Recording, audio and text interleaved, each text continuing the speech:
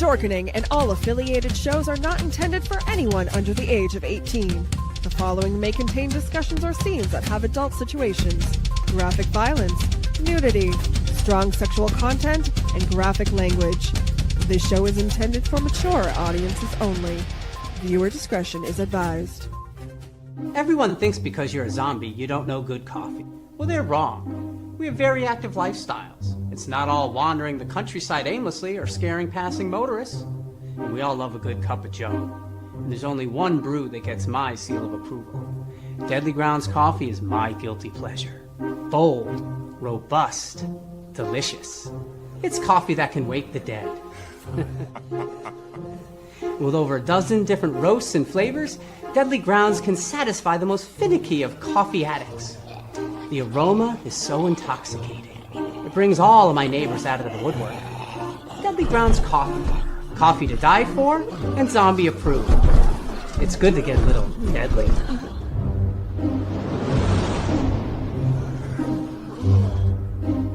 Use the front door! Oh, they're so disgusting.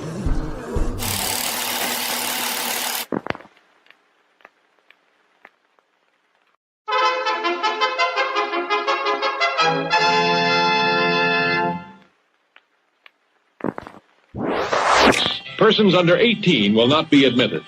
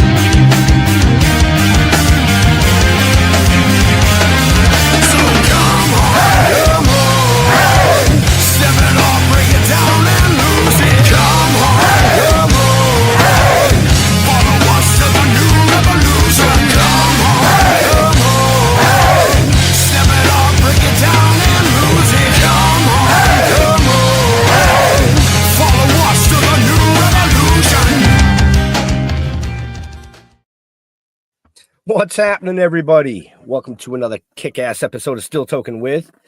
Yeah, you know who I am. At least I think you do by now. And if not, well, that's just unfortunate, I guess. But I only really have... Is it the screen? Or are your hair, even your beard, it looks whiter? Yeah, that's because I have to deal with you. There's that voice in my head, and all I'm going to say is, Agumba. All I'm going to say. That's it. So the man that always brings flash with flashy, Mr. Jeffrey Mark. Hi, boys. Hi, folks. Hey, like I said in my media promoting our show today, I love doing this show. Two great guys I love and respect, and we talk to the most interesting people in the world. Wonderful. But today I get to talk to someone who's been a friend for over 37 years. And I'm just so thrilled and happy. And he's going to love these guys. He's going to love Ben. And then, of course, he's going to love our other co-host, Jeff Hone. Oh, should I put the camera on him now? That'd be a good idea. Yes. The voice in my head. It's Wednesday. Hey, we are officially halfway through season 6. Oh, right. That's right. That's right. We are. Yep, we are officially halfway through season 6. It's been a huge success. I don't think I've missed too many this year. Maybe just a couple. Just a couple. Yeah. I've been doing. And you're going to miss next week because you'll be on vacation in the middle of nowhere. Well, yeah. You know, I have to go there. That's where I get rid of bodies. That is true. You know, it is true. You know, a couple of cinder blocks, some chain, and I make my own I make my own Jasons. We're gonna get a call from him in like a week. He's gonna be like, "Can somebody come please bail me out of jail?" They thought that. Yeah. You know, you got to catch me first. But anyway, I'm looking forward to tonight and chatting with this guy here. You know, I was a big fan growing up of his. I'll call it a creepy, kind of weird, fucked up little show that I really enjoyed. Probably because it was a kind of creepy and fucked up. And I love Sleestack. Let's bring him in, Mr. Wesley Eure. Hey guys, how are you? Good. How you doing? Welcome to the show. Good. We're laughing because off camera we were discussing the pronunciation of Wes's last name. You got the last name right, but his first name is Wesley. Well, you know why? The Weasley is kind of fun. I like that. The Weasley. Well, I Loretta's actually said Wellesley. That's Yes, you because did. I grew up right next to a town that was named Wellesley. And I looked down at the paper and I saw W, and that's what came out. Before she passed, Loretta Swit. I always said the only person who could ever say my name correctly was Loretta Swit. She would go, Wesley, how are you? Lorette was wonderful, greatly missed. I'd say I'd apologize for that, but I really don't give a shit. Wow. Oh, Yeah. Yes. Yes. You guys have the best opening of this podcast. First of all, I love that commercial. Yeah. You know, how amazing. And your opening is just terrific. Well, thank you. Thank you. That was all put together by our producer, Mr. Leo Pond, who runs the Dorkening Podcast Network, which is who we're affiliated through. So, and usually he's up here in my seat, and I was over in Jeff's seat, and Jeff was in Jeffrey's seat, but he's got too many shows to do. So now it worked. Nice. You know? Yeah. I think he just got tired of being called the monkey behind the keyboard, so he booted us. He still puts it in the show opener, so I don't know. Yeah, I know he I don't know. does. He does. So So anyway, basically, welcome Wes, to the show. Wes, so Thank you, guys. Thank you. You were in your mother's womb and adjusting the lights so you'd look proper. How old were you when you started to do the professional thing in show business?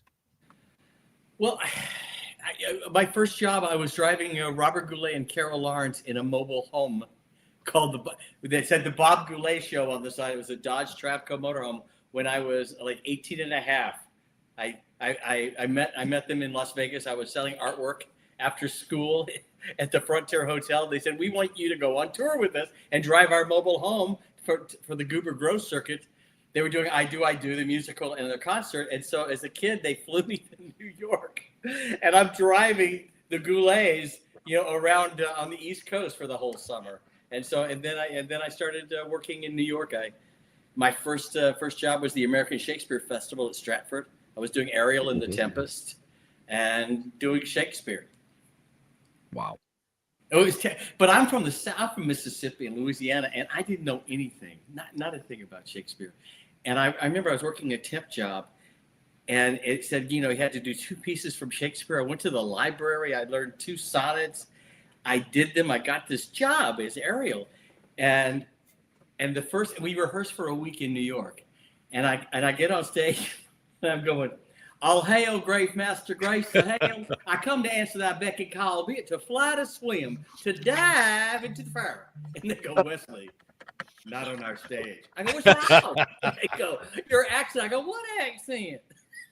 And they said, Liz Smith, this linguist, she spent 9 months working with me to get rid of my accent. Instead of going running and jumping, I'd go running, jumping, ghost, host. It's true. Is it hard to break an accent? Is it tough to break your accent? Well, it happened so gradually. When I was studying, it was run by the Juilliard School of Music. It was their theater, and the heads of Juilliard, and so I just kind of went away. And now I'm talking like this. Well, it just went away. Yeah. Well, it I just have- came comes back. right back. Yep. Exactly, y'all. That's nice. I have the same thing. Get me talking to someone from Brooklyn, and in about 10 minutes, I sound like Fran Drescher. It just comes out. Oh, I remember when I was on Days of Our Lives, it would slip in a lot. When I've been on for many years, and I was, got really comfortable, and suddenly they were writing it like I would say, "Darling," like that. They would write in the script, "Darling," Wow. So And you you bring did over 600 episodes on that, didn't you? Yeah, Yeah. That's a lot. That's a lot. It was what I'm a at- great job that was. It was amazing. Yeah. I'm actually I spent surprised my most of my- wife. Go ahead. Go ahead. I just spent most of my 20s there, but Yeah, I was gonna say I'm surprised my wife hasn't jumped in the chat yet because that's one of her all-time favorite shows. I mean, like still to this day. yeah, I played Mike Horton for about a decade, almost. Yeah, yeah. But you brought up Days of Our Lives, but you were actually doing Days of Our Lives and Land of the Lost at the same time. Yep. Like, So, how the hell could you do that? well, they were both NBC shows, so they let me do it. So, but they made a deal. So for 3 years, I got to go into NBC Burbank and film all my Days of Our Lives scenes in front of everybody. So the cast hated me. For 3 years, they hated me because I would go in the morning, do all my stuff, and leave because I had to get in the car and go over the hill to Hollywood for Land of the Lost. So in the morning, I'm crying that my girlfriend's leaving me, that I'm having sexual problems, the mafia's after me. And in the afternoon, I'm going, "Run, Holly, run, there's a dinosaur." So, Wow. I mean, So, why do you think Land of the Lost was as successful as it was? I mean, it was corny as hell. well, it was written by the Star Trek writers. So David Gerald was our head writer, Trouble with Tribbles. Walter Koenig, Chekhov, created Enoch, the talking sleestack. DC Fontana, Larry Niven, Spinrad. All the for the first 2 years, the scripts were, really good sci-fi. And in fact, David Gerald said that he told his writers, we're not going to write a Saturday morning sci-fi show. We're going to write a sci-fi show that airs on Saturday morning. And so if you look at the scripts, I mean, it's corny. I mean, because we didn't have CGI, 70s, all effects, So it made it great. Right. But the scripts, guys, time doorways and matrices and doppelgangers and antecedents. And Enoch finds out that the green giant sleestack are not from his past. They're coming to his future. He has to go back and warn his family. The sci-fi concepts were amazing and written by some of the greatest sci-fi writers of all time. In fact, Sid Croft, yeah, who's in his 90s, he's still a great friend of mine. And he said that they asked Gene Roddenberry to be our head writer. And Gene had just finished Star Trek. And he said, I can't do it. I'm busy, but I've got this young writer named David Gerald who did Trouble with Tribbles. And so David came on, and thank goodness David came on. He created a sci-fi show. wow. Where did that shoot, Russ? We shot 2 different places. The first year was General Services Studios, which was the old Charlie Chaplin Studios. Mm-hmm. And then we moved over to Goldwyn for 2 years. I want to say it was a success because it had a great cast. Thank you. The three of you had on-screen magic. Well, Kathy Coleman, who played Holly, yep, and I are best friends. In fact, I live in Palm Springs, California, and Kathy has moved here 3 years ago. So there'll be a knock on my door, and there'll be a mocha frappuccino from Starbucks at the door. So we travel together. We're really like best friends. And Spencer Milligan, who passed away this last year, played our dad. He was like a dad, and we all loved each other. Kathy became, really like a father figure to Kathy. And then Phil Paley, who played Chaka, the monkey. Now, Phil, when he started the show, was 10 years old. Kathy was 12. Kathy talks to him every day. He works for a law firm in Los Angeles. So Chaka got in there and got all hair removed.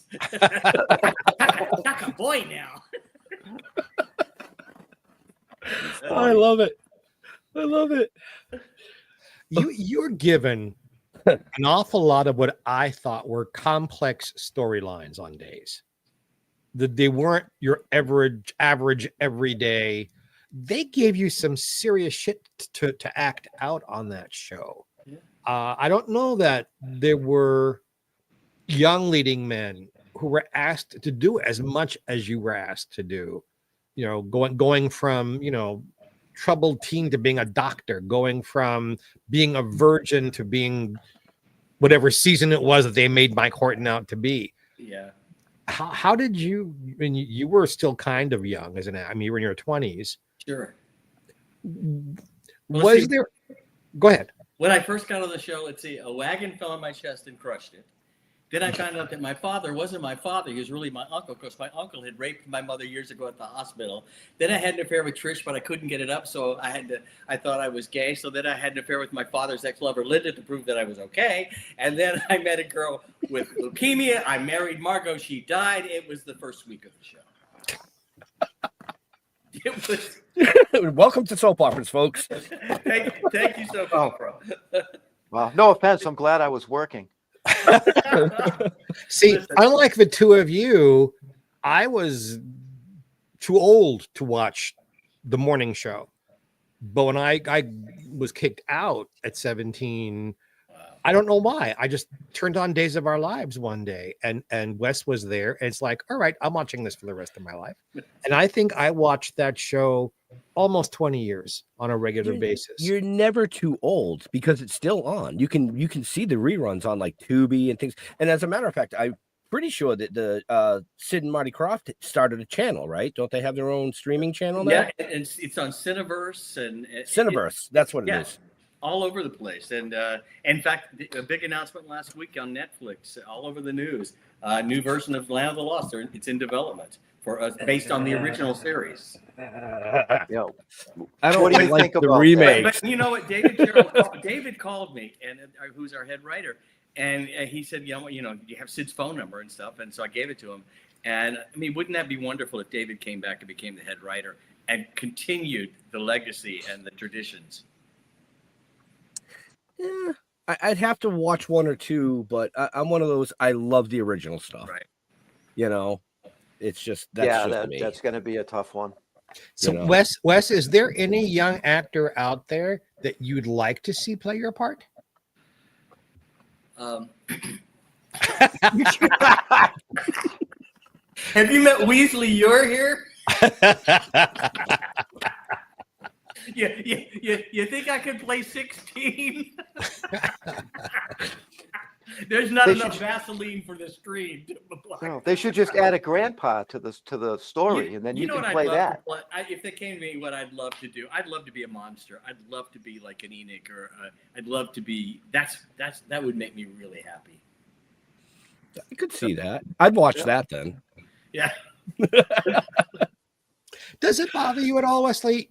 There was a film version made without the original. Right, with Will Ferrell. And then there's this version. Does it bother you to see your character moving on with other actors? It's different. I remember on Days of Our Lives when they kept replacing me. It didn't. The first guy didn't. When I left, I was actually headlining in Vegas, opening for like Bill Cosby and stuff like that at Harrah's, and so they moved on with another actor after Ed. He didn't last long, and then Michael Weiss took it over. And then different. It's been on and on and on, and the character's still on Days of Our Lives. So it's interesting. It is interesting to watch. When I went to Universal Studios when they were filming Land of the Lost, the movie, Danny McBride was playing me. Now, it had nothing to do with the old series. It wasn't the same. It wasn't a family getting lost. It was Will Ferrell played Marshall, the quote dad, and Holly was played by Anna Friel. But they weren't. It wasn't her daughter. They were associates, they were work partners, like the anthropologist and things like that. But Danny came running over to me and goes, Wesley, how are you? And I pretended to light the torch and pass it to Danny. And he took it. And it was, it was lovely. I mean, it was the fact that people still want to see Land of the Lost and celebrate it. And it's got a huge new fan base. It's growing again, and it's crazy. It's like, young kids will come up to when we're signing autographs and stuff at Comic-Cons. I mean, dressed as us, especially as Kathy, with a checkered shirt, red checkered, white checkered shirt, and pigtails, and they know all the characters, and it amazes me. So, who knew? Yeah, I mean, who knew? Wow.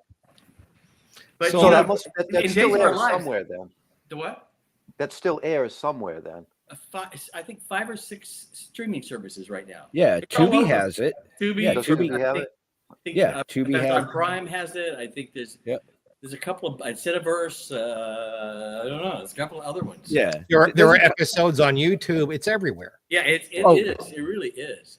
Just Google it, folks. Well, you know what was interesting? what was strange was when it suddenly became a cult classic. When it started getting Right. that label, it went from an old TV show to a classic TV show, and then it became a cult classic because it has such a huge following.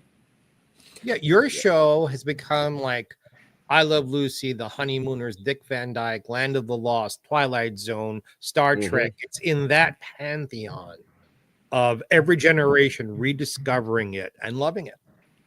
Yeah, and Right. again, it's because of the writing. You know, Shakespeare said it. The story's the thing. You know, and the effects are the effects, and I find them charming. I love stop frame animation, and I love all that stuff. The blue screen that we had, which was new at the time. Now it's green screen. Like you can just push a button and you've got green screen and fake backgrounds. Yeah, I wasn't going to say anything, but before it was a really complex problem that they had to solve. Technically, in fact, the first episode we shot didn't work because the dinosaurs were filmed on film, the stop frame, Right. in the monsters, and we were videotaped. So they had to. They tried to shrink us down. When we were on the blue screen, they would try to meld the videotape with film, and it didn't work. And they were panicked, and they called the Disney the Disney engineers. Spent the week trying to solve the problem, and they did, and it won a bunch of awards. Technically, it won a whole bunch of awards because it was something that had never been done before. Right. Well, So That's usually what happens. When there's a problem, you solve the problem, and that becomes a breakthrough. Exactly. right. Yeah. Right. So how does a good old Southern boy get on these shows? Days of Our Lives, it seems like the writers were running out of endless reasons to get you shirtless. I was gonna, because you just asked the question, how does he get on the show? I was gonna say, have you seen him shirtless? How did you handle? Look, being a sex symbol in show business and the attendant publicity is not easy for anyone to deal with. You have always kept your feet to the ground. I mean, you're the least puffed up person I've ever met. You are so down to earth. You know who you are. You know what you want. You say what you mean what you say. How did you do that when so many other people exploded with that kind of stuff? It seemed unreal to me, Jeffrey. It just, I didn't perceive myself that way. So it was like, okay, I'll take my shirt off. Okay, I'll do this. I'll pose here and do this. And it was, I didn't see it. I didn't get why I was on the cover of a magazine. And it was, I'm I was born in Baton Rouge and raised in Hattiesburg, Mississippi. And all my families were educators. My family members, educators. One was the president of a college, and teachers and professors. And I was the odd man out here. And so my world, it was startling to me. It was strange. It was strange. I remember the first time being in a grocery store with people, coming up to me and things like that. In fact, I had to move. When I first got on Days of Our Lives and Land of the Lost, I had a little rental on Wilcox in Hollywood. And of course, back then the phones, I was listed. I mean, why wouldn't I be listed, the phone numbers back in the day? And I got this call and I picked it up and it was a guy going, "Hey, how are you? Are you Wesley?" And I go, "Yeah." He goes, "My girlfriend really loves you." I go, oh, well, thanks. He goes, "I'm going to come and kill you, man. I'm going to kill you." Jesus. Yeah. And then I knew I had to move. And that was that was the first time. And I was like, whoa, I packed up my stuff and found a new place to live. Wow. Well, that's what you get for being on a calendar. Yeah. Chippendale's calendar. Yeah. I was the month of May. Yeah. Like, may I? May I? Yep. Yeah, the entire month of May. Wow. Oh man. So would you do another calendar shirtless today? Why, sure. Old Codgers be you. It's a beautiful one. Yeah, we have support hose and Right? it's great. I can tie it up and You're more like I Chippy can Dale. advertise bras for men.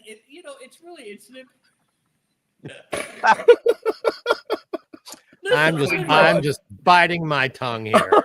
Just biting my tongue. Well, SAG hire us. Oh my goodness. Oh Christ! Uh, How did we get to that? Hey, Because Wesley never believed, and I've been telling him this for almost 40 years, he is the most beautiful boy in the world. And he told me that. he's never, I didn't call you a boy. Oh. I called you sir. It was a different situation. And Jeffrey, by the way, is going in for glaucoma surgery next Thursday. He'll have his eyes fixed and be able Right. to see properly. No, just kidding, obviously. Maybe that's part of your charm, Wesley, that you don't think big of yourself. You're this incredibly intelligent, incredibly good looking actor, Very humble actor, singer. You have a beautiful voice, producer, writer, author of books and scripts and director, educator. The stuff that people say to me sometimes, is there anything in show business you don't do? I can't think of anything in show business you really haven't done, except the adult video stuff, and I won't tell, I promise. Oh, thank you so much. My OnlyFans page is only $19.95 per month. No. So that's how he affords the condo in Palm Springs. Right. Exactly. So It's not worth it. He keeps his shirt on. Exactly. Yeah. So Speaking of, pay me to put my shirt on now. It's great. Speaking of keeping a shirt on and working behind the scenes, you co-created Dragon Tales. Like, that is cool as hell. Thanks. Can you tell us? Go ahead. Sure. Dragon Tales ran on PBS for about 9 years, animated, Sony Pictures, children's television workshop. I had been writing and segment producing, and casting myself in a show called Totally Hidden Video for Fox. Mm-hmm. And the executive producer was Jim Cohen. And when that show ended, I actually went to do a musical in Canada and left. And then Jim moved over to Sony Pictures, and I'd written a book called The Red Wings of Christmas, which Disney ended up buying for an animated feature. And I wrote the screenplay and the songs for Disney. And Jim called me one day because his son, Max, because in Dragon Tales, it's Max and Emmy, so it was named after Jim's son. Jim said, my son's favorite book is The Red Wings of Christmas. And so he said, there's a PBS is offering $16 million for a grant for a new kids show. And the Muppets want it, and Sesame Street wants it. And I've got these dragon drawings from a guy named Ron Rudiker, an educator in Laguna Beach. He said, we're trying to figure out a show, and we've done some work on it. Can you come in and look at it? And I did. He says, can you write it? Can you fix it up? So I wrote the treatment and stuff. And also they needed to get the grant, you had to have a second show. So I was doing a lecture series for kids called Anyone Can Write a Book. So I created a show called Show and Tell Me. And I wrote that one up too and presented both of them. And they sent it to PBS and the government. And within a week, we beat everybody. And the show sold, got $16 million. And so that's how I became part of the show. And then it went on. I left the show, and all these amazing writers and producers came in with Children's Television Workshop and did the day-to-day and wrote all the scripts but I got to play in the pond for a little bit, and it was wonderful. And I have so many kids, especially kids on the spectrum, that come up to me now that watch Dragon Tales and can sing every song and know every character and all the episodes, and it's probably one of the most fulfilling. Let me tell you a story, just if you got a second. Oh yeah, it's your show. No, we have 30 minutes. Wes, go. No, so I'm at an autograph show with Kathy, and two girls come up, and they're on the spectrum severely, and they each have handlers, and they've never met each other, and they come to the table at the same time. They see, because I have stuffed the dragons, Cassie and Zach and Wheezy, the two-headed dragon, and stuff, plushies up on my table, and they're like excited, and I start singing the theme song, Dragon Tales, it's almost time for Dragon Tales, and this girl starts singing, come along, take my hand, let's all go to Dragonland, and stuff like this, and her handler starts to cry, and I go, we're hugging and stuff, and the handler comes up, and I said, what's going on? She says, she's never spoken. Wow. Literally never spoken. That's an impact. Don't take that lightly. No. The music, something clicked, but she sang the song. And the two girls that met that day, I saw them at the rest of the convention. Were traveling together. They had made a friendship. And it was, how do you put into words something like that? You just Silence. did beautifully. Yeah, you did. You did. Wow. That's an awesome story, actually.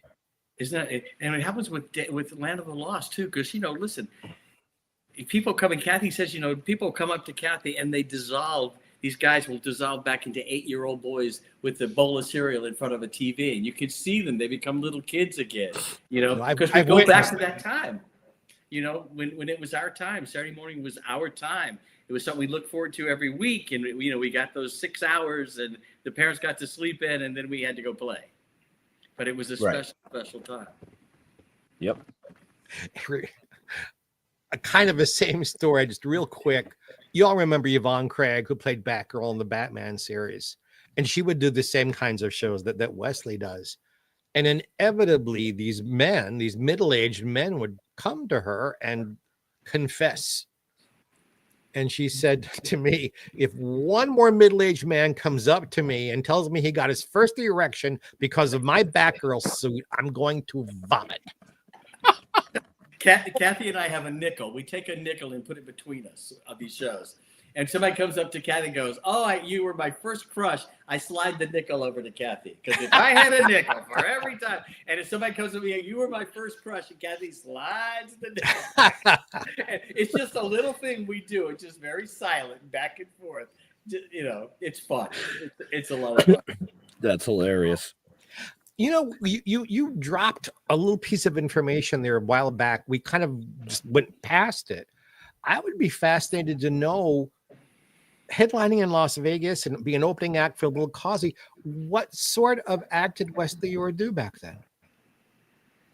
I sang. I had 4 girl backup singers. I had equal billing with Cosby, and I did 45, and Bill did 45, and the girls, we had 47 costume changes between the 5 of us. Wow. I had 7, the girls had 10.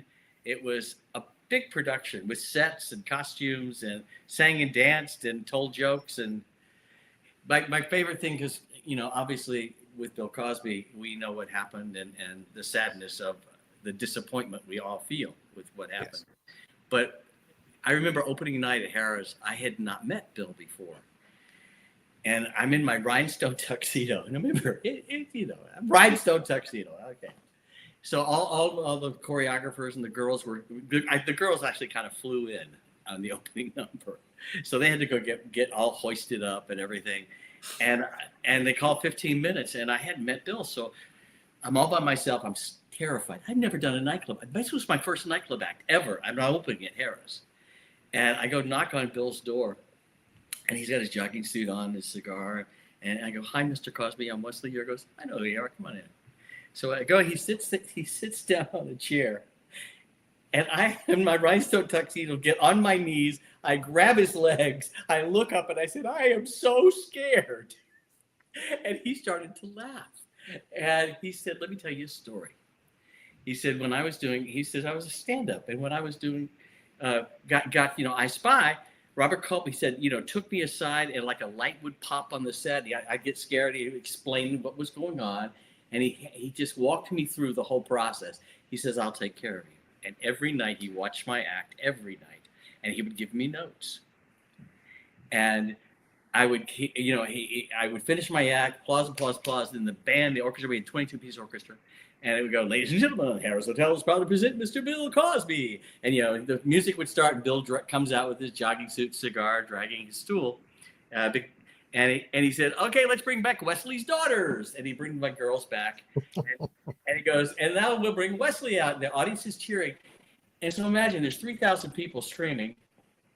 He puts down the microphone. I come out and he goes, so how'd it go tonight? Did you try that? I said, yeah, I did exactly what you told me last night, and it worked. He goes, I know, I was watching.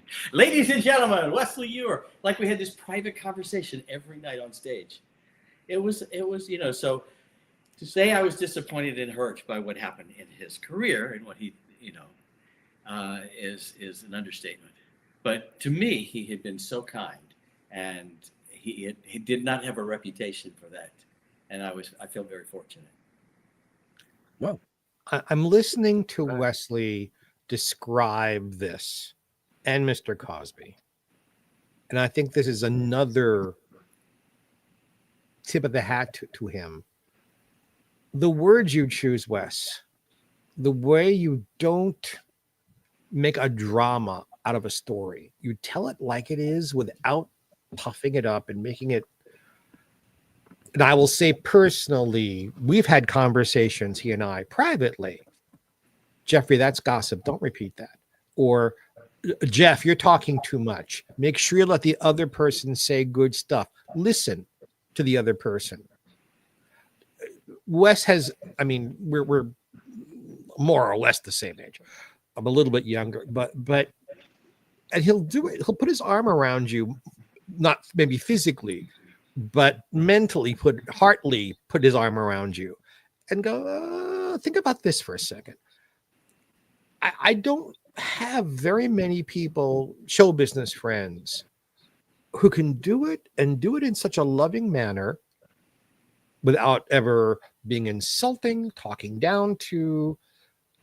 One never feels badly when Wes gives input, because he is telling you the truth as he sees it. And yeah, I know I'm loving on him, but 40 years of friendship, I get 5 minutes to love on him. I just, he's not my friend because he's the good looking, talented, et cetera, et cetera. He's my friend because this is how he behaves. And I wish the whole world behaved this way. Thank you, Jeffrey. That's very sweet. Thank you. Now you're a horrible person. Now go to your room. Yes. What's with the purple? Yeah, exactly. Says the man who's got purple above his head. Come on. Hey, I love purple. It's my favorite too. color. Oh God, the Bobbsey twins. I bought this. I said this off camera just to wear on the show. Great. Jeffrey and I were out for breakfast with Kathy Coleman, played Holly, and we go to have a restaurant, and there's a store right next door, and it's everything under $10. One of these stores in Palm Springs, and there were these sparkling sandals, like really sparkling. And Kathy went like to the window, look at those. Oh my God, they weren't her size. She goes, Jeffrey, they're for you. You should get them. And I did. You went and bought them. And I'm wearing them right now. As a matter of fact. I love it. Take them off and show, Jeffrey. Show them. Oh boy. Are those purple too? No. Okay. It is one, if one is lucky, one of the wonderful side benefits of being in show business a long time is to make friends like Wes and Kathy and a whole bunch of people we know. Mm-hmm. There's an esprit de corps. There's a shared experience. I mean, we didn't all do the same show. We're together at the same time, but there's this thing between all of us. I just love it. It's one of the big benefits to me of my career is the people. The people have been a huge, and Wesley is absolutely one of them. And, I met Wesley before I got clean and sober. That's how long I've known him. And he helped. He helped. Bravo. I want to, that part I won't embarrass him, but he helped. That's everybody needs somebody like that. Yeah. What's fun about this business is the access that we've all had with, I'll be sitting next to Lou Ferrigno or, Charo, at something, or I'll be at a party, and it's Cher or whoever is there. You look around and you go, how the hell did I get here? I mean, it is an amazing thing. I used to go roller skating with Cher in Reseda with, she'd take over the roller rink on Thursday nights during the roller craze. And, she'd close it down and be invitation only. And it would be the Bee Gees or Elton, whoever was in town. And we'd go roller skating, this way now. Oh, boys only, girls only, now reverse. I mean, it literally was that corny in Reseda, California, and with the Mirrorball going. Yeah, but I've been there.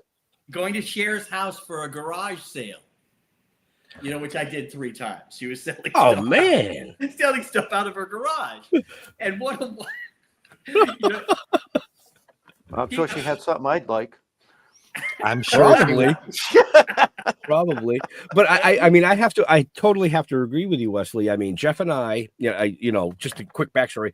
We both come from construction backgrounds. We both have writing backgrounds. We wrote a little novel that spun to the comic book series, to a TV series, to an animation, to this. All the people that we've been able to interact with is just, it's been mind-blowing. It's been mind-blowing, like Dee Wallace and, Jeremy Palco, and just you, you know what I mean? Mr. Jeffrey Mark, now part of our family. It's just a great bunch of people. Trust me, there's a few assholes out there, but we won't mention them. Right. Oh, yeah. Well, we came across a couple, but I think that happens anyway. I don't care what business you're in. The access is amazing. Sitting down and talking with Wes or Harlan Bowl, my publicist, who you guys all know. Yep.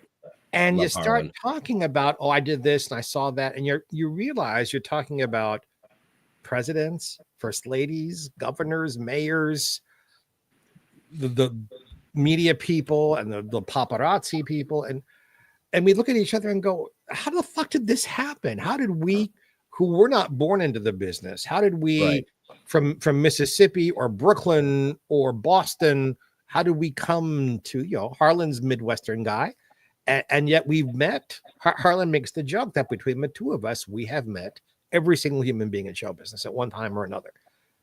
You more than anybody, Jeffrey, hang out with them, especially with the Hollywood Museum and all the events that they do. I mean, you're always, your Facebook is, there's all these celebrities all the time. But these are including you. These are my friends. It's funny. I was looking for a picture of Wesley and me to post today on Facebook, and I realized I purposely don't take pictures of Wesley every time because our time is private, and I don't want to impose on him. Post the picture now. But yeah, it's because we have this thing in common. It's like any other industry, I think, where you all speak the same language, and the good folks hopefully migrate together. And I include Ben and Jeff in this. I have tremendous affection for both of them, and they're such good guys. And I want to say the picture you picked of Weslly, he was shirtless. I was going to say it, but I didn't. I did it. You know what? I saw that and go, really, Jeffrey? Really? It is. That's what you If want to post? Wesley, if you Google your name and look at photos, it is the first photo that comes up. No, you know what? I hated that picture. It was from Playgirl. And, I know. It was like they came out to. I had a little horse ranch for a while, and they came out and filmed. I was next to a giant plastic horse. It was like, okay. It was used for training and jumping and stuff like that. But it's like. I just saw it just before we went on there. I was going. I did it as a joke just to make you laugh. It made me laugh. Yeah. Like myself, and even more so, you can Google. There's 9 million photos of Wesley Eure looking handsome. First one, I'm just taking it and putting it up, and I looked at it this way: if it brings more viewers to this episode, so be it. Now, my calendar picture, the month of May, and the Chippendales got a much better picture, much better. But yeah, you need to send that to me. Oh my! Yeah. That's a scrapbook picture, Jeffrey. Oh, God. No. I'm not going to say it. 3 different lines. They are all incredibly inappropriate. All right. So I want to ask, how did you end up doing a horror flick? I was on Days of Our Lives, and I got a call. They said, we want you to do this role in the Toolbox Murders, which Stephen King said was one of his top 10 horror films to watch. And it started the slasher genre, and it was and I'm not a very nice person in this. I'm pretty nasty. And it was the first time I got to do a really dark character. And I asked Days of Our Lives to get off, and after some negotiation, they gave me the 2 weeks off to film it. And it was Pamela Furton and Cameron Mitchell and myself. And it's dark. And it literally started the slasher genre back in I think it was 78. And in fact, I was roller skating. Here we go, roller skating again, at Venice Beach, California. And back in the day, there were signs all over says, "Do not skate after dark. Gangs, warning." I mean, It was big signs. Well, I was by myself. I'm on not rollerblades, roller skates. And I'm skating around, not paying any attention to the time. And suddenly I look around and the street lights are on. And I'm going, oh, okay. And I look around, I'm in an isolated place, and I am surrounded by a gang of guys. Literally surrounded. And I'm thinking, you have screwed up. Yeah, I was in such danger because and they literally had surrounded me, and so I'm shaking, and a guy comes roller skating up to me, just like the Jets. You mean you're a Jet? You're a Jet. Anyway, so he comes roller skating up to me and he goes, "You an actor?" And I go, yeah. He goes, "Toolbox Murders?" I go, yeah. He goes, "Me no fuck with you, man. Me no fuck with you." Because he'd seen Toolbox and I scared him to death. And these guys, I started to laugh. These guys became friends of mine. And every time I'd go roller skating at Venice, they'd see me. They'd say, "Wesley, we're going to skate with you today. Nobody's going to bother you." And so basically, Toolbox Murders saved my life. Okay. And that's the only horror flick you ever did. How come? No, it's not. I did Jennifer. Oh, you did another one. Get eaten by snakes. And and Jennifer's another one that's it was the snake version of Carrie. And with Lisa Pelican and Bert Convy, Jeff Corey. Wow. So Great cast. All right. It was a great and it did really, really well.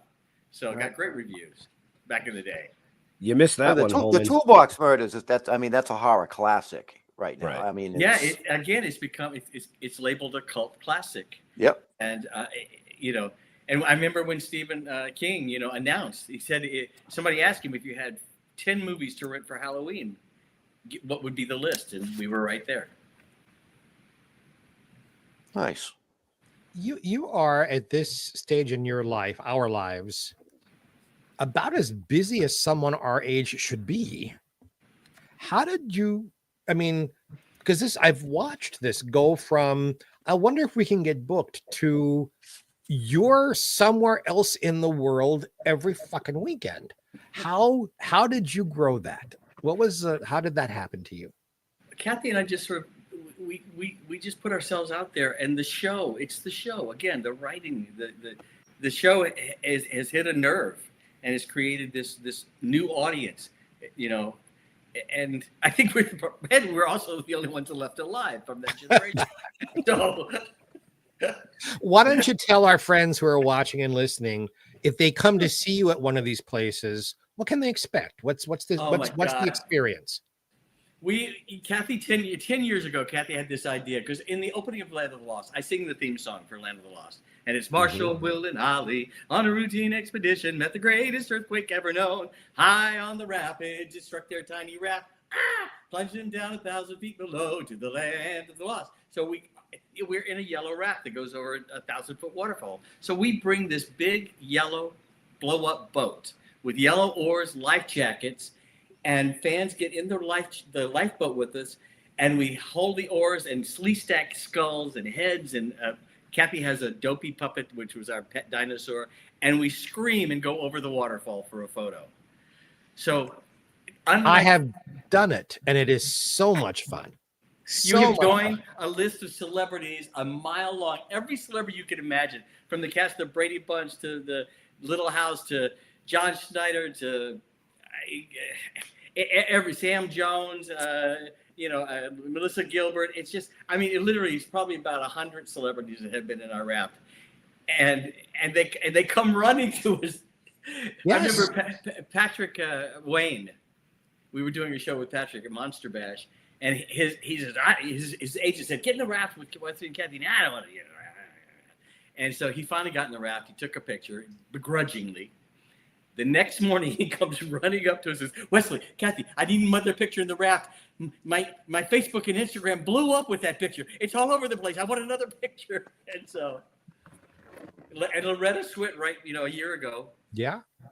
She says, "I don't get in the raft. I'm a major. I stand outside the raft." And she took a picture standing outside the raft. But everybody, it's been amazing. That was at the Game Show Expo last year, right? At the Game Show, yeah, absolutely.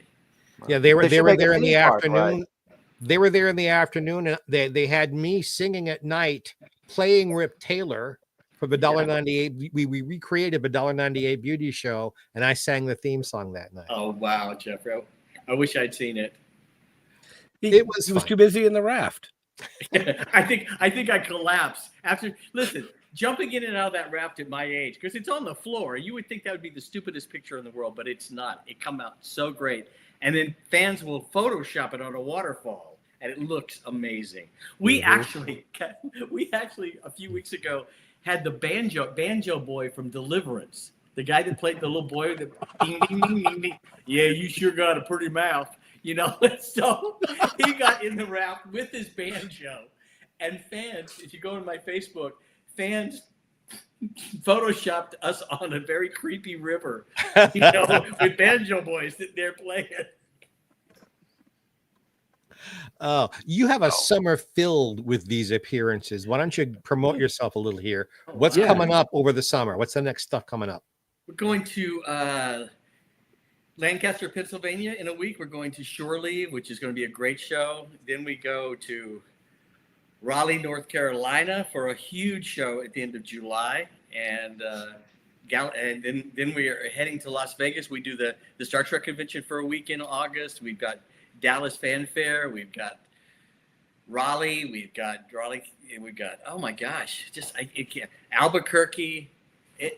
If you go to wesleyure.com, you'll see way more than you ever wanted to know about me. But it has the schedule on it with different flyers and posters for the different shows, and it's amazing. And I go to Mexico. I live half the year in Mexico, so I go back to my house in Mexico right after Dallas Fan Fair, and I'm there for 6 months, and I fly back and forth to do shows.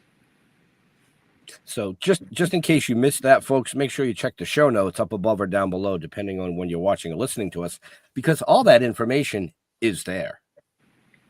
I should have started the show with that, but hey. That's all right. You got it in. You got it in. You guys have a great show. I mean, I can't believe 6 years.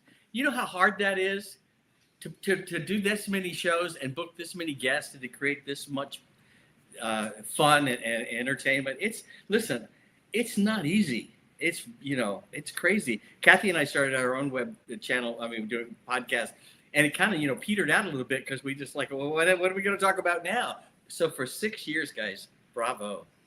I'm thrilled to have become a part of it in this season, and hope I get to do many seasons with them. Yeah, it's really good. Yeah, I mean, we don't do your standard Q&A. We just try and have fun. That's all. It's just we just want to chat. It's sitting in the backyard, chatting with your buddies.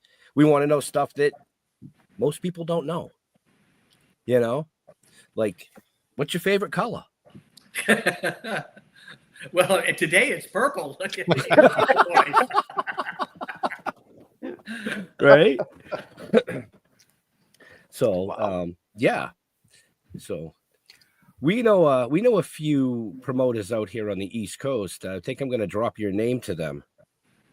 Thanks, I appreciate it. Thank you. Yeah, I think you and Kathy would be a great fit for the Vermont Sci-Fi Fantasy and Horror Expo. Yeah. I think they'd be a great fit for that because it's sci-fi and you've got a little bit of horror under your belt. Oh, you've seen my work. Oh, I thought you were a critic. No. That was on the OnlyFans. Biting my tongue, biting my tongue, biting my tongue. What is this reoccurring charge for $19.95 to OnlyFans, honey? I did it for you. I did it for you. Oh my gosh, boys! I'll tell you.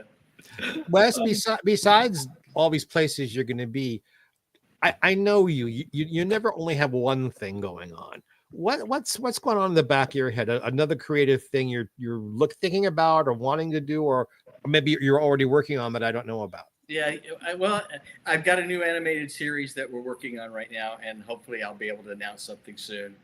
And, Very cool. And another ghost show. I produced a ghost documentary called Parasense: The Naked Experiments, with a famous ghost hunter and a scientist developing new technologies to prove touch. And there's some stuff happening with that. So. Wow. So now he fits in the Maine Paranormal and Horror Convention. Yep. I just did Coast to Coast the other night with Connie Wills and talking about, ghosts and Bigfoot and all that. So that was an interesting time. We were doing Monster Bash in Pittsburgh, and I was on between 1 a.m. and 3 a.m. in the morning. That's tough. That was yes. Oh my goodness! After being up all day in the raft and then getting up the next day to get into the raft again and laughing and giggling, but listen, it's such an honor for people like you guys, contacting me. I pinch myself sometimes and just think, why do people still want to hear stories from me? It's like it's just so odd to me. And it brings people back in time. That's why. People always want to feel young. Yeah. Just don't get in a raft with them. No. Another just, I will, as long as it's not on the water. You have to, when you get in the raft, you have to sign a release. If you drown or you get eaten by a dinosaur during the photography, you cannot come after us. That's fair. Yeah. Years ago, when I was on Land of the Lost, I was sitting, we were at break one day, and this girl named Deidre Hall comes up to me. She was starring in Sid Marty Krofft's show, Dinah Girl, Electra Woman. Mm-hmm. And she says, I've got an audition for Days of Our Lives. And I go, Deidre, I know exactly what they're looking for. I had lunch with the producers yesterday at the commissary at NBC, and they were talking about what they look for when somebody auditions. And I gave her the pointers. And she went and auditioned. And of course, now Deidre Hall, Dr. Marlena, she is the granddam of Days of Our Lives to this day. She has become this, she's replaced all the people have come and gone, and Deidre is still there and is like the star, the female star of the show. And I think only Susan Seaford Hayes has been on longer than she has. Yeah. And we lost Bill Hayes last year, and that was tough. Her husband. So, but Susan's amazing, so. Oh, I'm going to assume you are a believer in the paranormal, Bigfoot. Oh, yeah, that absolutely. Stuff. Absolutely. I've had some amazing experiences. And when we did Parasense, The Naked Experiments, what happens is pretty shocking. And we capture on film is some of it's terrifying, where you actually see blood, scratch, where there was no scratch before, and blood. I believe you. Yeah, what it was is we put people into very places where there's been reports of touching and stuff, like the abandoned prison, Brushy Mountain State Prison in North Carolina, and Old That wouldn't be my bedroom then. Yeah. I didn't say where no touching happens. I said we're touching.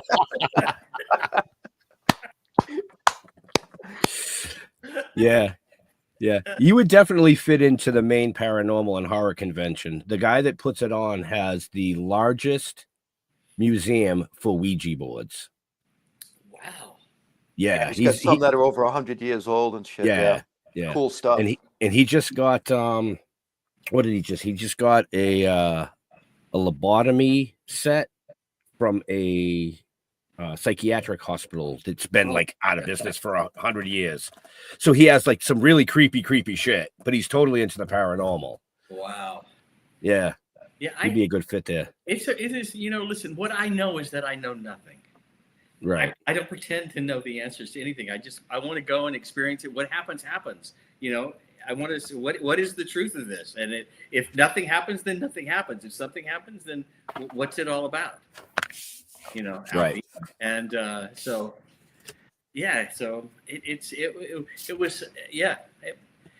it was interesting times when my mom my mom was at assisted living here in Palm Springs before she passed, and the night she died, it was at 2 a.m, and I'm massaging my mom's feet, sitting in a chair at the end of her bed, just the two of us, and suddenly my grandmother shows up. I mean, literally was right there. I stood up, I turned around, I looked at her, and I made a full circle. I started to laugh. I said, "Mom, your mother was just here. I think I won a movie of the week." And my mother had died at that moment. And my sister, who was I'm in Palm Springs, California, and my sister, who was in Atlanta working on a movie, she was in production accounting. She calls and goes, "What just happened? Mother just came to me and said goodbye." At that very moment, I mean, literally, the phone rang, and she was, in Atlanta, Georgia. So there's a lot to be explored, and I don't know all the answers. I don't know any of the answers. Right. But I'm certainly willing to explore it. Excellent. Oh, I don't know if that's a cool, sad story. It wasn't a terrible story. I mean, it's what I saw was my grandmother came to take my mom. Yeah. And then my mom went to say goodbye to my sister. And that's, it has never come back. So it's just, she said her goodbyes. Wow. Oh, that's pretty cool, actually. Right. Yeah. Wouldn't that be cool. nice if there was, if we could show that there really was something, later on, and after we go, and energy never dies. Oh, energy yeah. goes somewhere. Well, that's I've what always been a Einstein firm said. believer. His Yeah. theory says you cannot, can't be created or destroyed. Sometime when we're having, I don't want to use up our time, but sometime when we're having lunch, I've got about a half a dozen of these kinds of stories that have happened in my life. I absolutely believe in it. Absolutely. I think a lot of people do. I know I've got some. Yeah. I've got some.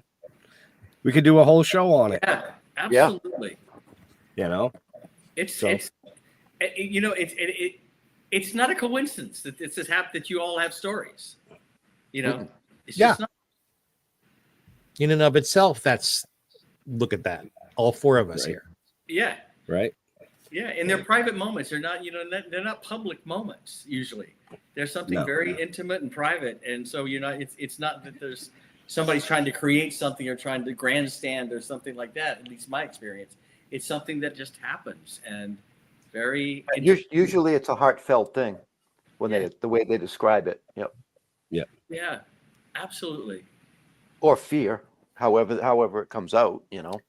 About 10 years ago, I got contacted by a production company who wanted me to help them bring in Lucille Ball's ghost. And I didn't do it because I won't do anything the family doesn't approve of. And I didn't even think to call the family. But in talking with Lucy, when I told her, she said, "You should have done it. I believe in it. You should have done it." So if you ever do it again, call me. I'll do it this time. James Van Prague, if you guys know who James is, he's a pal of mine, and he's a medium, but he's an extra large these days. But he's a medium. Okay, that's a joke, by the way. That's a joke. Yeah. So, but I have, years ago, I used to work with a mentalist, a Vegas mentalist I was promoting, so I know all the tricks. I know them. I participated in them. I know how to fake all the mental things and the writing something down that you think you anyway. I know them all. But I went to see James, and he was sold out at the McCallum Theater in Palm Springs and Rancho Mirage here, And it was like, it's 3,000 people or whatever it is in that thing. And I wanted to debunk him because I just met him. And I thought, okay, I'm going to debunk this guy. And I went backstage. I'm watching and seeing, okay, I want to see who he talks to and see if that person shows up in the audience or anything like that, And I went and sat in the audience, and he came out and he says, somebody, I'm feeling pain, pain here, and a daughter, and some lady raises her hand. Her daughter had been shot. And he goes, you carry a Bible? And you think, oh, yeah, I do. And I'm thinking, okay, well, that's, okay. He says, you have a photo of her? She goes, well, yeah, I have a photo. He says, open your Bible to Corinthians. And she opened it and started to scream and sob because there was her daughter's picture in Corinthians in her little Bible. And I thought, the audience went nuts. And at the end of the show, I went backstage and I hung out to watch. And she came backstage because he gave her some books. Said, come backstage, I'll give you some books and things like that. And she did. And I watched and listened very carefully to see if they knew each other. And boy, they did not. It was apparent that she was distraught and grateful, and they had never met. And so I went, and I've watched him many times. So I don't know what's going on, and I have witnessed some amazing things. Yeah. Well, yeah. Who was the mentalist? Oh, let's not go into that. I was just curious because we're friends with John Stetson. Nice. Who Very is nice. the very famous mentalist. Yeah. This one I'm going to keep quiet on this one. This one was, I opened a show for him up at the Golden Nugget for a while. And anyway. Well, I know who it is now. No, you don't. Okay. Anyway, so that's a whole nother story. That's a whole nother show, folks. Oh my God, yeah. Speaking of, we are like 10 or 15 minutes. Well, not quite 15, almost 10 over. We don't want to keep Wesley all night. So, Mr. Jeffrey Mark, any last questions for this amazing guest? Yeah, actually, I have one. He never has one. You've done so much, Wesley. Is there anything in show business in all this 50 plus years you've been in the business that you've never gotten a chance to do, but you'd love to try? And is there something it's gnawed at you? Oh, I didn't get a chance to do that. Yeah, Broadway. I never did. When I went to New York after work for Robert Goodley Carolines, I auditioned for Pippin, and it got down to 3 boys. John Rubinstein got it. Right. But I had never sung. I didn't know I didn't know anything, and I blew the last audition, and so I never got to do Broadway. Then I came to Los Angeles and got my TV series, and that would be the dream I would have, is to do a Broadway show. John Rubinstein was magnificent in Pippin, but so would you have been. Yeah, and then I got to for 20 years I worked with Stephen Schwartz, who wrote Pippin and Wicked. And I was producing a new musical that he wrote called Snapshots, and we workshopped it for 20 years, and it just didn't take off. So I got to work with him as a producer, not as a performer. No, I was gonna bring up a story. I'm not gonna, because we're running out of time, and I don't want to be eating up time. Jeff, what about you? Have you got something you want to ask Wesley? Yeah. I'm going to ask my typical question. You a cat guy or a dog guy? Boy, I like both, to be honest. I've had cats in my life, and I love them because, first of all, they're easy to take care of. And dogs, I had dogs for 18, two sisters for 18 years, and that was the last dogs that I had, little fluffy black dogs, and Tony and Teaser, and they were wonderful. But I travel so much now. But I dog sit for all my friends. Friends will go on vacation. They'll come to my house for 2 weeks, and I take care of it. So I'm a great dog uncle. Okay. Would you ever have a rodent as a pet? No. No. Yeah. The song Ben keeps going through my mind. No, I want something that I can cuddle with and be, I know, guinea pig and rats and stuff are really can be very affectionate, but I want something I can go out and go to coffee with without Okay. scaring the neighbors. I had 2 ferrets for a period of time. I hear those are really amazing. They're amazing, amazing animals. Yep. Ben remembers them. I had 2 ferrets. Yeah, I just love how they wrap themselves around you and They'll curl up on your lap. Yeah. Oh yeah. Yep. yeah. And Jeff, can one housebreak ferrets? Oh yeah. Oh yeah, they use a litter box. Oh, cool. Wow. Yeah. I have a great friend that has rabbits, and they're easy. They train easily, and he loves them. Yep. And they're Okay. easily amused. Well, I'm easily amused. Yeah, we know that. You guys are too much. You know what? You guys are great together, all of you. I know I'm not blowing smoke either. I'm not trying to. But you guys, it is such an honor to watch you guys work and be part of your gang here for the day. We really like and respect each other. It works. It does. It's again chemistry, guys. It's like with Land of the Lost. We became a real. I told Sid Marty Croft, you didn't just cast my TV family. You gave me a real life family, which is true. And Kathy is like my sister. But it's the same thing. It's all based on chemistry. It either works or it doesn't. I came on last season as a guest and had a great time. They had me back for New Year's Eve to sing and be part of their New Year's Eve special. And like a week later, I was a regular. So yay. Yeah, he pushed his way right in there. Unbelievable. Oh my God. That's not how it happens at all. Come on. I had my hesitations, and I had to have a meeting with you just to qualify you that you were capable of being able to do it. Let me just, question I need to ask you guys is, did his check clear? Not yet. Okay. Not yet. All right. But I did get the Lucy book, so I guess that's okay. I mean, he mails us little sequins every once in a while. Wow. All right, enough with that.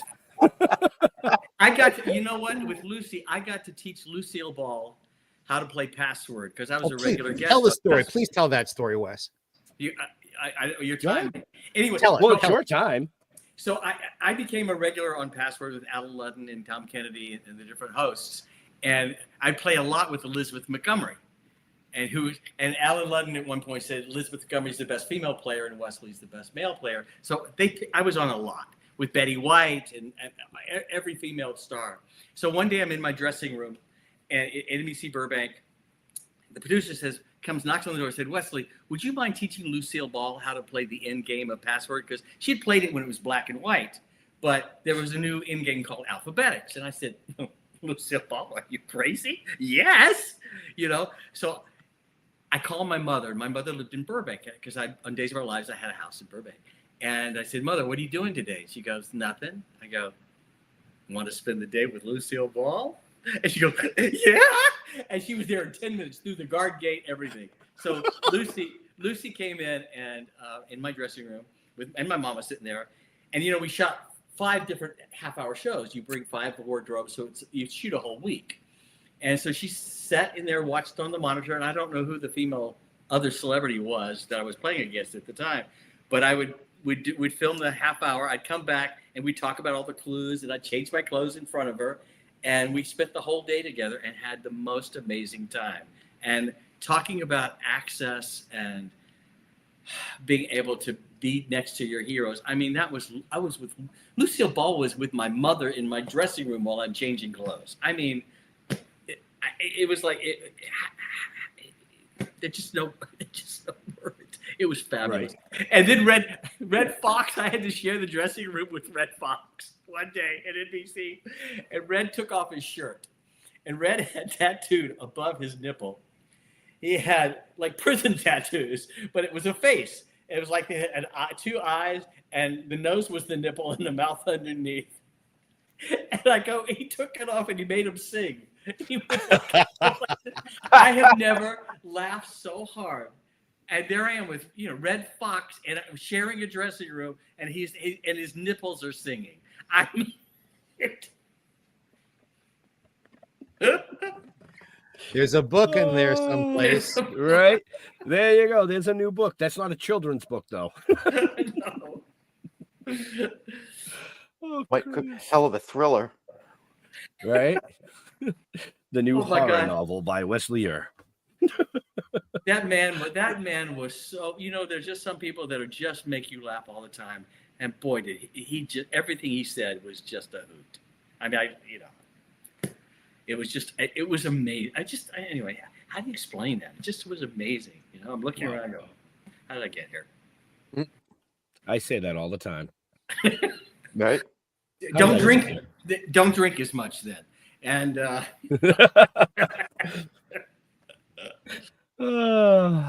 so on that note, Wesley, where do you like interacting with your fans on the social medias? I am on Facebook, and we have a huge Land of the Lost Facebook page called Land of the Lost 1974 to 76 TV series with thousands of fans, and we have the best time. But Instagram, TikTok, and you can reach me through my Facebook. I mean my website at www.wesleyure.com, and Kathy has a page on there, and we have all the list of shows, and you can contact me, you can send emails or whatever, it goes right to me. Excellent. Mr. Jeffrey Mark. I'm on Facebook, Jeffrey Mark, just like it's there on the bottom there. And for those of you who are only listening, Jeffrey's with a G, Geoff. I'm on Facebook. I'm on Instagram, Jeffrey Mark Showbiz. I'm on LinkedIn. And hey, if you like this show, Ben is producing another show for me. Everywhere you're listening and watching on these very same networks and platforms, coming soon to a phone or a computer screen is going to be Jeffrey Mark Plays Ella, where I will be playing the music of the great Ella Fitzgerald and telling you insider stories about how the music is made. So look for that really, really soon. And I love Wesley Eure. He is one of my closest friends in life in the big picture. And I love my co-hosts. And today, this episode has just made me feel tremendously grateful. And one of those people is Ben. Ben? No. Now it's Jeff's turn. Oh, I'm sorry. It's Jeff's turn. I take it back. You're confusing me. Well, obviously, I'm confused too. So there you go. I want to thank Wes for joining us. I really had a blast. Thank you, Jeffrey Mark, for all you do and your insight. I really appreciate that as well. We might keep. Did he just freeze up on us? Me? Who? No, you froze up. You froze up in the middle of your conversation there, Jeff. Yeah, you. No, that must have been you. Anyway, I think I said all my things. Just go to stilltoken.com. You'll find out everything you need to know about us. On Facebook, it's Token with the Dead. Why they're different? Because they're two different things that we do. That's why. So look us up. Right. So, like Jeff said, stilltoken.com is the website. You can find everything you want to know about us. All these amazing shows that we've done are all cataloged there. Everywhere else too, YouTube and all that stuff. We want to thank Wesley for taking time out of his busy schedule to hang out with us tonight and just laugh, because that's what we need. We need to laugh once in a while. Jeffrey Mark, as always, love seeing you. Likewise, my friends. Wesley, when we close out the show, just hang tight for a second while it closes out, if you don't mind. To all our veterans and first responders, we want to thank you for doing what you do so people like us can come up here and do what we do. Stay safe. We'll see you next week. We're out of here. Have a happy.